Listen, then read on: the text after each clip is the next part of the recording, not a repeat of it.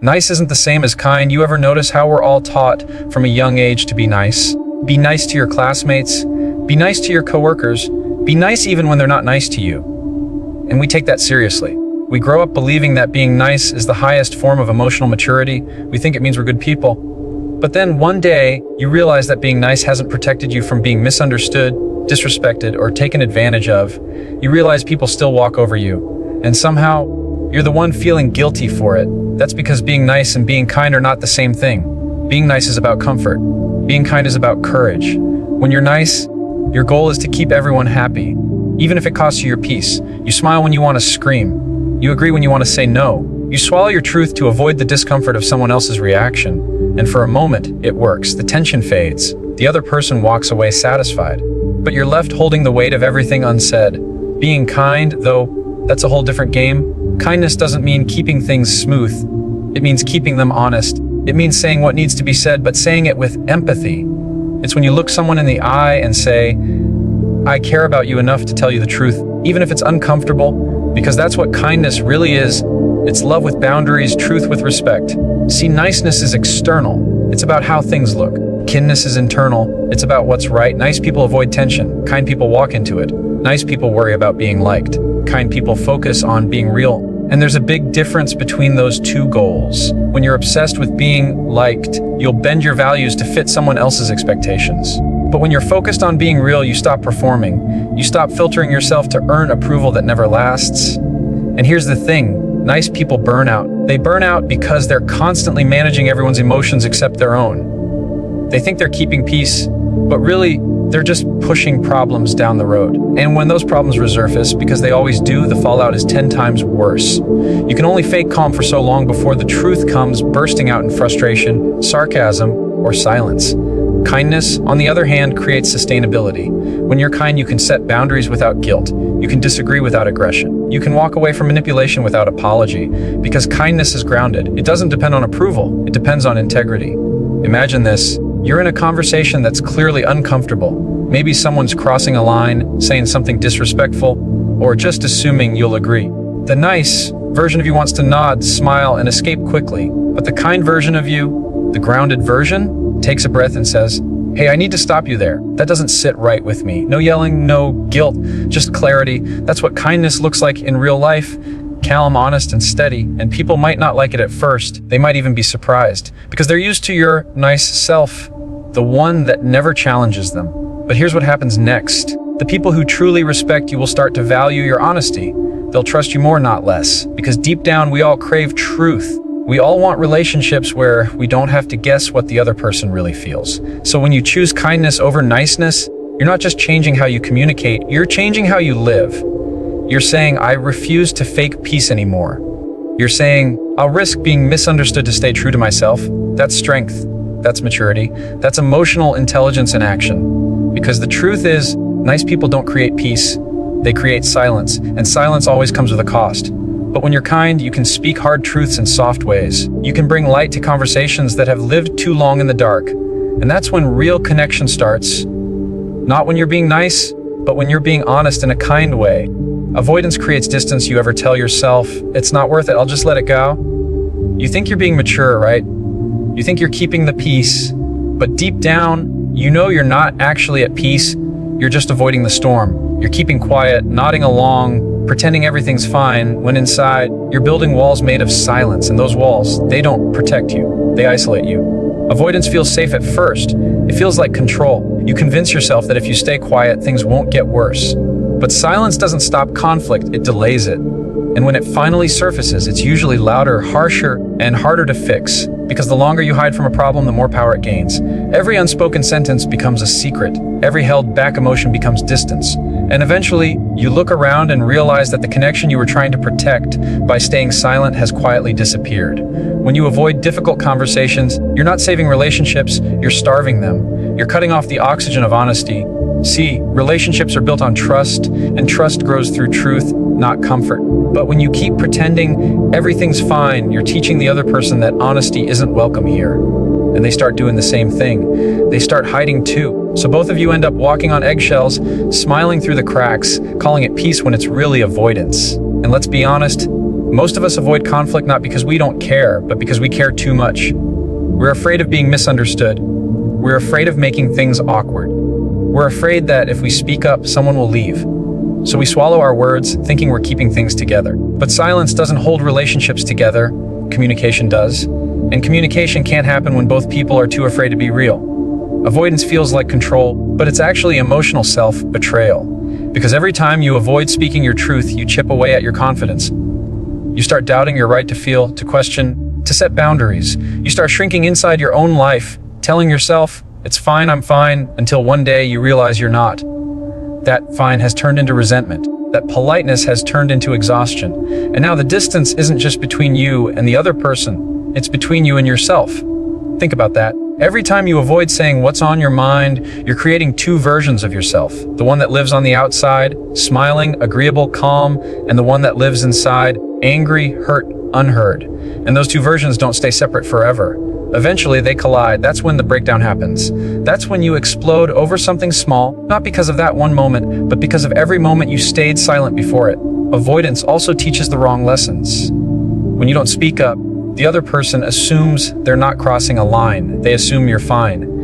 And you can't blame them because you never gave them a reason to think otherwise. That's how patterns form, not through big fights, but through quiet avoidance. You're not communicating your needs, and they're not mind readers. So what happens? You start to resent them for not noticing what you never said, and they start to get confused about why you're pulling away. That's the emotional distance growing, slowly, quietly, invisibly. And maybe the scariest part of avoidance is how good it feels in the moment. You walk away from a potential argument thinking, "Phew, I handled that well." But you didn't. You just postponed the discomfort. You traded short-term relief for long-term tension. You kept the peace for 10 minutes, but you'll pay for it with weeks of unease. Because the truth you avoid doesn't disappear, it just waits. It waits in your tone, your body language, your energy. It leaks out in sarcasm and coldness in the way you start keeping score. Avoidance is not calm. It's fear pretending to be calm. It's fear saying, "I'd rather stay quiet than risk being honest." But here's the problem: silence always has a cost. It costs you authenticity. It costs you connection. It costs you the very thing you're trying to protect. Because what makes relationships strong isn't the absence of conflict, it's the ability to handle it. When you face the hard conversation, you're not just solving a problem, you're proving that the relationship can hold the weight of truth. When you avoid, you protect comfort. When you communicate, you protect connection. And those two things aren't the same. Comfort keeps you stuck. Connection helps you grow. The next time you feel that urge to stay silent just to avoid tension, ask yourself, is it peace I'm keeping or distance I'm creating? Because every unspoken truth builds a wall, and one day you'll realize you've built it so high that even you can't see over it. Boundaries aren't rude. They're respectful. You ever feel that guilt when you say no to someone? That sudden rush of anxiety that tells you you're being mean, or they'll think you don't care. That's the conditioning talking. That's years of being told that being agreeable is polite, that saying yes makes you good, and that refusing something makes you selfish. But here's the truth: boundaries aren't rejection, they're direction. They're how you teach people where you end and they begin. And without them, you don't have relationships, you have arrangements, unspoken deals built on guilt and silent resentment. The reason so many of us struggle to set boundaries is because we confuse them with walls. We think boundaries push people away when in reality, they bring clarity. They create space for honesty. When you set a boundary, you're not saying, "I don't care about you." You're saying, "I care about myself too." And that's the part most people miss. Boundaries aren't about controlling others. They're about managing yourself, your energy, your time, your peace. Because you can't pour from a cup that's constantly being emptied by everyone else's demands. Think about how many times you've said yes when you meant no. How many times you agreed to something just to avoid disappointing someone? How many times you walked away from a conversation feeling drained, frustrated, and unheard, not because they took something from you, but because you gave it without limits? That's not kindness. That's self-neglect dressed up as compassion. And it's a cycle that never ends, because the more you give without boundaries, the more people expect from you. It doesn't make them bad. It just means you've trained them to believe you'll always say yes. Setting a boundary can feel uncomfortable at first, especially if you're used to people pleasing. You might overthink every word. You might rehearse the conversation in your head. You might even apologize for setting it. "I'm sorry, but I can't. I hate to say no, but boundaries don't need to come with guilt or explanation. You don't owe people an emotional essay to justify your limits. A simple no, that doesn't work for me, is enough. The more you practice it, the more natural it feels. Because healthy people don't see boundaries as rejection. They see them as respect. What most people don't realize is that boundaries actually strengthen relationships. When you're clear about what you can and can't give, you remove the guessing game. You stop building hidden resentment. You create trust because people know where you stand. You're not saying one thing and feeling another. You're not smiling through frustration. You're not silently keeping score. You're transparent, and transparency builds stability. It builds respect. Now, not everyone will like your boundaries, especially the ones who benefited from your lack of them. The moment you stop saying yes to everything, some people will call you distant, rude, cold, or selfish. But what they're really saying is, you're no longer as convenient as you used to be. And that's fine. Boundaries reveal who values you for your comfort and who values you for your character. If someone only likes you when you're easy to take advantage of, that's not a loss, that's clarity. You don't have to explain your boundaries to everyone. You just have to stand by them. Because when you do, you stop living reactively. You stop letting other people's moods, needs, and urgency dictate your peace. You start taking responsibility for your own well-being. And that's not selfish, that's emotional maturity. The people who truly love and respect you will adjust. They'll learn your limits and honor them because they'll realize those limits allow you to show up fully and authentically, not resentfully. And let's be real, boundaries aren't just about saying no to others, they're also about saying yes to yourself. Yes to rest, yes to time alone, yes to your goals, your values, your space. Because when you say yes to everything, you're not being generous, you're abandoning yourself piece by piece. You're teaching yourself that your needs come last. And that belief slowly erodes your confidence, your peace, and your sense of identity. So the next time that guilt creeps and when you try to set a boundary, remind yourself, this isn't selfishness, this is self-respect. You're not rejecting anyone, you're protecting what's sacred inside you. Boundaries aren't about distance. They're about alignment. They're about creating space where honesty and respect can actually exist instead of resentment and quiet exhaustion. Because when you know where your lines are, you finally know who you are. You teach people how to treat you every time you let something slide, every time you say, oh, it's fine, when it's not, every time you laugh off something that actually hurts. You're teaching people how to treat you. You're showing them what your limits are. You're telling them, without words, what you will and won't tolerate. And most of the time, you're not even aware you're doing it because it doesn't happen in one big moment. It happens slowly, quietly over time. When someone interrupts you and you don't speak up, when they cancel plans last minute and you just shrug it off, when they take advantage of your kindness and you stay silent, you're setting a precedent. You think you're avoiding drama, but what you're actually doing is creating a pattern, and patterns are powerful. People don't learn from your boundaries, they learn from your behavior.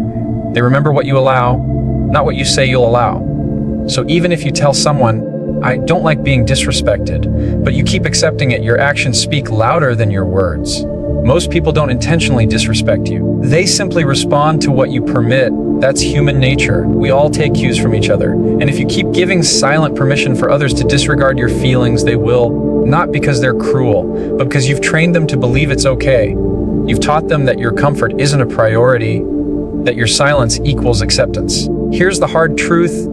You can't complain about what you consistently tolerate. You can't blame someone for crossing boundaries that you never reinforced. Because whether you realize it or not, you're always teaching people how to treat you. Every reaction, every response, every silence. It's all a lesson, and I get it. It's not easy to correct someone. It's not easy to say, hey, that didn't sit right with me. Especially when you don't want to hurt their feelings or start an argument. But here's what most people miss. Setting a boundary doesn't create conflict. It prevents it, because small disrespects turn into big problems when they're ignored. It's like a crack in the wall that grows every time you pretend not to see it.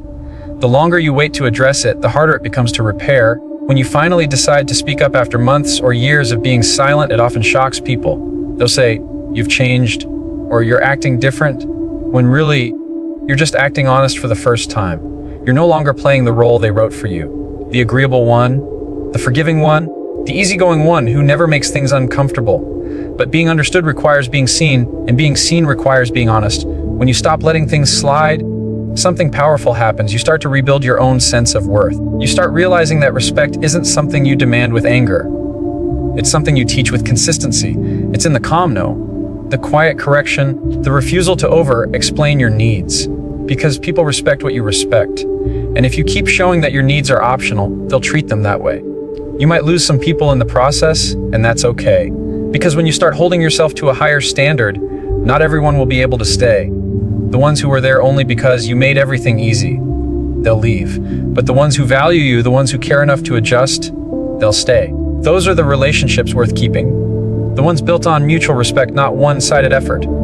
Teaching people how to treat you doesn't mean being harsh or confrontational. It means being clear. It means standing firm in your values even when your voice shakes. It means choosing honesty over approval. You can be kind and still be firm. You can be compassionate and still be direct. The two aren't opposites, they're balance. Every moment you communicate what's okay and what's not, you reinforce that you matter. Because that's really what this is about, self-worth. The more you respect yourself, the easier it becomes to demand that same respect from others. Not with anger, not with pride, but with quiet certainty. You don't need to raise your voice when you've raised your standards. And remember, people can't read your mind. They can only respond to your boundaries, your actions, your tone, your consistency. If you allow them to ignore your feelings, they will. If you show them that your time and energy have value, they'll start valuing them too. It's not about changing them. It's about changing the way you show up. Because the moment you start showing people exactly how you want to be treated, you stop being a victim of circumstance and start becoming the architect of your peace. Discomfort is the price of growth. Most people think growth feels good. They imagine it as this empowering, confident upward journey. But that's not how it really works. Growth is uncomfortable. Growth is awkward. Growth is messy and uncertain and full of moments where you question yourself. Because every time you grow, you're letting go of an older version of yourself, the version that felt safe, that knew the rules, that didn't take risks. And that shedding process never feels easy. It feels like friction, like tension, like discomfort. But that's the point. Discomfort is not a sign you're failing, it's proof you're evolving. When you have a difficult conversation, your heart races, your palms sweat, your throat tightens. You start rehearsing what to say in your head, afraid you'll say it wrong. That's not weakness.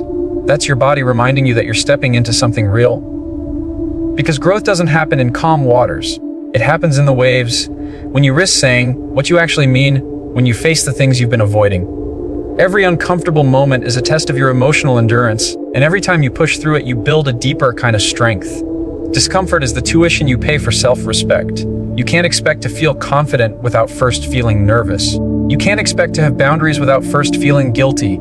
You can't expect to speak your truth without first fearing rejection. Every level of growth demands a level of discomfort. It's not optional. It's the price of admission into a stronger version of yourself. Most people spend their lives trying to avoid discomfort. They confuse peace with safety, so they stay quiet, stay agreeable, stay small. They avoid conflict, avoid honesty, avoid being seen. But avoidance doesn't protect you from pain, it just delays it. And when that pain finally catches up, it's heavier, it's sharper, it's filled with regret. The regret of all the times you stayed silent when you had something important to say. The regret of all the times you kept the peace on the outside while falling apart on the inside. You can't grow and stay comfortable at the same time. One of them has to go. Growth will always challenge your comfort, and comfort will always challenge your growth. It's like stretching a muscle. It hurts a little, but that's how you build flexibility. That's how you expand your capacity. Emotional growth works the same way. Every uncomfortable conversation, every moment you face instead of flee, stretches your ability to handle more truth, more courage, more peace. The truth is, discomfort is where confidence is built. Confidence isn't standing tall after the storm, it's standing tall during it. It's looking at a moment that scares you and doing it anyway. Because every time you face discomfort head on, you remind yourself that you can handle it.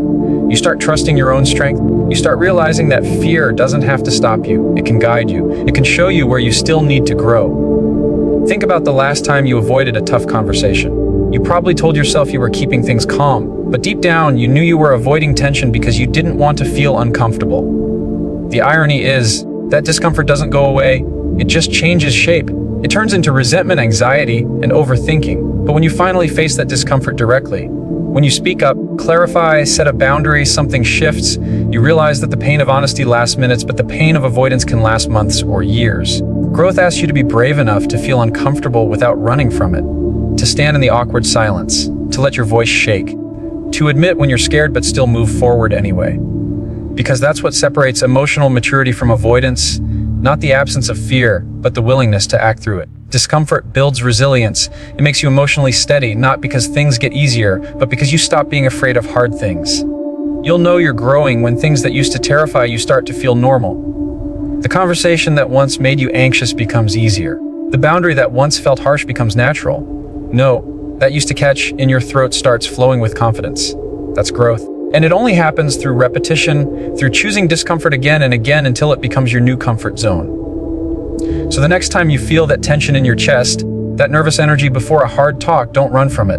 Don't mistake it for danger. Recognize it for what it is, the sound of your old habits breaking. The discomfort you feel in those moments isn't punishment, it's progress.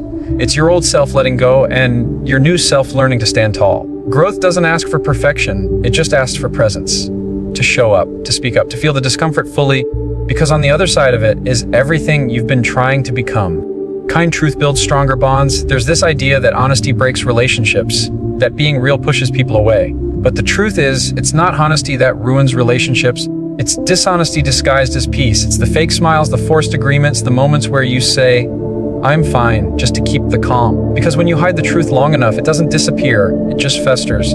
It builds quiet resentment, invisible distance, and emotional confusion. And one day, that silence explodes into something much bigger than the original truth ever would have been. Kind truth, though, that's a different story. Kind truth doesn't destroy connection, it deepens it. Because kindness and honesty are not opposites, they're partners. Kindness without truth becomes enabling, and truth without kindness becomes cruelty. But when you merge the two, when you learn to speak truth through compassion, that's when real understanding begins. That's when relationships stop being shallow performances and start becoming places of real trust. When you choose to tell someone the truth, not to hurt them, not to shame them, but to help them. You're saying, I care about you enough to be honest. That's a powerful message. It means you're not protecting your comfort anymore. You're protecting the integrity of the relationship, because relationships that are built on half-truths don't last. They can't. They crumble under the weight of everything left unsaid. But relationships built on kind truth, they might bend, they might shake, but they grow stronger through it. Being kind with the truth doesn't mean sugarcoating it. It means delivering it with empathy. It's the difference between saying, you're wrong, and saying, I see where you're coming from, but can I share what I noticed? Same truth, different impact. One creates defense, the other creates dialogue. Kind truth builds bridges instead of walls. It invites understanding instead of resistance. And that's the kind of communication that builds emotional safety. The kind where both people can show up fully, knowing they won't be attacked for being human. The fear most people have is that honesty will make them lose someone. But here's the paradox. The relationships that can't survive honesty are the ones you were never truly safe in. Because the right people don't leave when you tell the truth. They lean in. They listen. They might not like it, but they respect it. And in that respect, the bond grows deeper. The foundation gets stronger because it's built on reality, not performance. Think about it. How many relationships have you lost not because of what was said, but because of what wasn't? How many times have you smiled through discomfort, agreed through frustration, and walked away feeling unseen? The truth could have cleared it all up, but fear kept it trapped inside. Kind truth doesn't promise comfort, it promises clarity. And clarity is what creates emotional intimacy. Because you can't feel close to someone when you're both pretending. The more honest you become, the more peace you create, not the fake peace of avoiding conflict, but the real peace that comes from transparency. Because you stop playing roles, you stop managing perceptions, you stop worrying about saying the right thing and start focusing on saying the true thing with heart, with care, with respect. When people know that your words come from a place of kindness, they stop fearing your honesty. They start trusting it. They start trusting you. And here's the thing about kind truth, it's not just about others, it's also about yourself. You have to be honest with you first. You can't expect authentic relationships when you keep lying to yourself about what you want, what you feel, and what you deserve. Being kind to yourself sometimes means admitting hard truths, that something isn't working, that you're unhappy, that you've been settling. And that self-honesty becomes the foundation of every other kind of honesty you offer to the world. Kind truth requires emotional courage. It means being willing to have the hard talk, even when your voice shakes. It means choosing transparency over tension. It means believing that truth, when spoken with empathy, can heal more than silence ever could. It's not always easy. Sometimes it hurts. Sometimes it creates temporary distance. But it always brings you closer to something real. Because real love, real friendship, real connection, none of it can exist without honesty. The most powerful relationships are not the ones where everyone agrees. They're the ones where people can disagree and still feel respected. That's what kind truth does. It gives people room to be real. It says, I can love you and still hold you accountable. It says, I can disagree with you and still value you. That's what makes bonds unbreakable, not the absence of conflict, but the presence of compassion within it. When you start living from that space, when your words align with your heart, everything changes. The right people will feel safer with you. The wrong ones will fall away. but what remains will be solid, grounded, and genuine. Because truth spoken in kindness doesn't push people away, it draws the right ones closer. At the end of the day, being nice won't save you in difficult conversations, but being real will. The goal was never to be liked by everyone, it was to be respected by the right ones. Difficult conversations are not roadblocks, they're the mirrors that show you who you are and what kind of strength you carry inside. They test your boundaries, your patience, and your emotional maturity. But they also build your confidence, your clarity, and your peace. When you stop chasing approval and start choosing authenticity, everything shifts. You stop performing and start connecting. You stop reacting and start responding. You stop running from discomfort and start leading through it. Because true leadership, whether in relationships, business, or life, is not about avoiding friction. It's about standing steady in it, knowing your value, holding your boundary, and still choosing kindness. So the next time you're in that uncomfortable moment, when your heart's racing, your hands are shaking, and your mind's screaming, just stay quiet. Remind yourself of this: silence might keep the peace for now, but truth builds it for life. You don't have to be mean to be honest, and you don't have to be soft to be kind. You just have to be clear, because clarity is power. It tells the world, I know who I am, I know what I stand for, and I can stand in the heat of this moment without losing myself. That's the kind of presence that earns trust. That's the kind of voice that transforms conversations. And that's the kind of strength that makes even the hardest truth sound like respect. Being nice may keep things comfortable, but being honest, kindly, calmly, courageously, that's what keeps things real. And real is where growth happens. Real is where peace lives. Real is where you stop surviving difficult conversations and start mastering them.